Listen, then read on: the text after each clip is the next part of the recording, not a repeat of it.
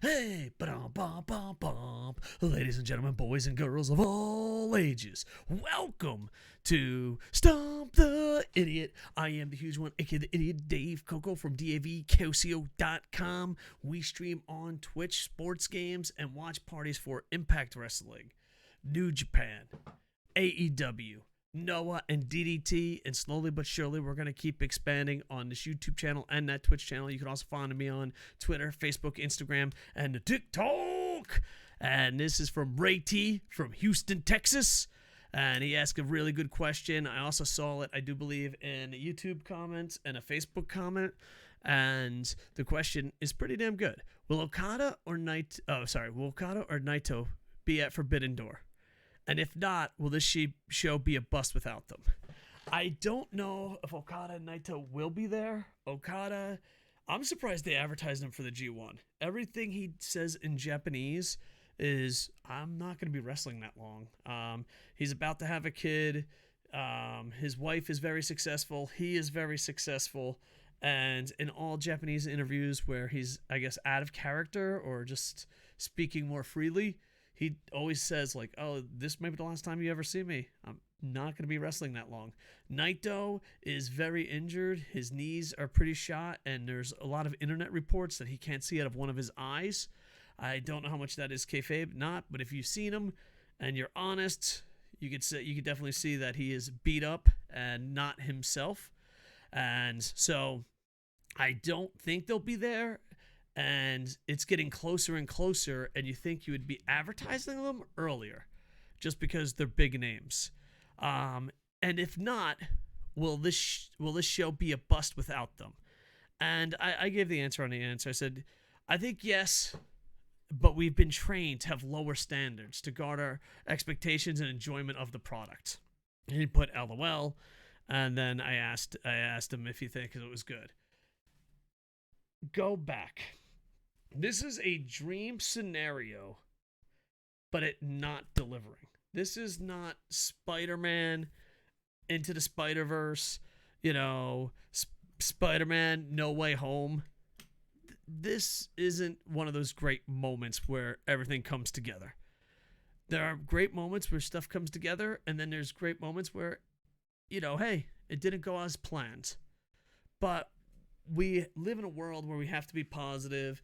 A lot of people blindly defend logos and companies and think it has to be good. The art of critiquing has become negative. And I think we just have to guard. And the thing is, when I always say, just go back. All right, so if I go to you, Ray T, or anyone watching on YouTube, and said 6 months ago, if I said AEW and New Japan are going to have a fucking super show, and Okada and Naito are going to be there, would you see that as a bust? If you're honest with yourself, you'd say yes. If it was a year ago and you go back, but in your heart, you know that it's bad, but we are trained. Like, oh, you're so negative, Koco. Oh, you're so negative. You shouldn't fucking look at the negativity. That is a mindset. It's toxic positivity. Now there is, let's make the best of it. Hey, shit happens. Naito's hurt. Okada's thinking about retiring and his family's growing. Let's make the best of it. There's that, but there's also, is this a good thing? Oh, it's got to be. Don't be so negative. And we're slowly but surely killing critiques. We're replacing toxic positivity and loyalty to corporations and hot takes and negativity, two versions of hot takes, and killing honest feedback, honest talk, honest critiques. Because if you're a giant corporation, you have a monopoly, and you know your show is shit, you know your movie's shit, you know shit's not going well, you can send it out. Well, no, it's your fault. It's the fans' fault. You're too negative. You're too negative. You're too negative. You're too negative. But when it's good, you don't hear that. The perfect example is Spider-Man compared to another Disney property. When it's good, no one says, oh, look at how toxic the fans are. But as soon as it's not 100% great, oh, it's your fault, it's your fault, it's your fault. No. And if you have to ask the question, you know in your heart it's not a good thing.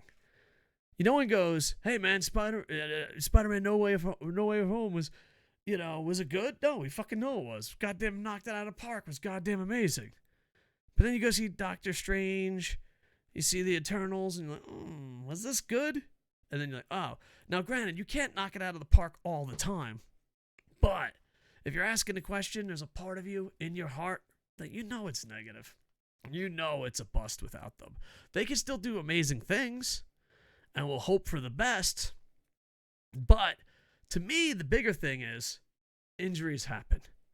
Athletes wanting to retire and be with their families happen. The G1 only sending one person, that's a decision. That's a decision.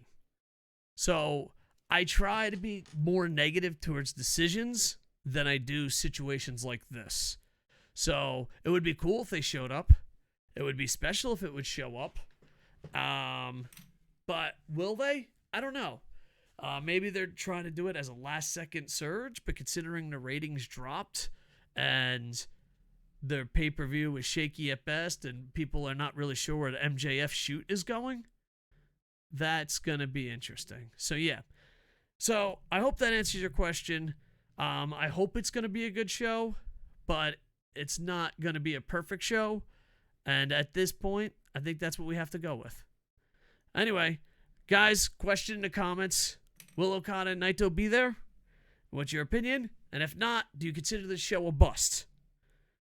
And would you have considered this show a bust 6 months ago, a year ago? So, just something interesting to think about. Ray T from Houston, Texas, thank you very much. Like, comment, subscribe. And this is the last video of the night, so I'll see you tomorrow. With that, Twitch, Twitter, Facebook, Instagram, TikTok, KocoSports, follow them all. Look at my little arrow. Hey, that's my arrow. With that, I am over. Hey, ba-dum, bum, bum, bum.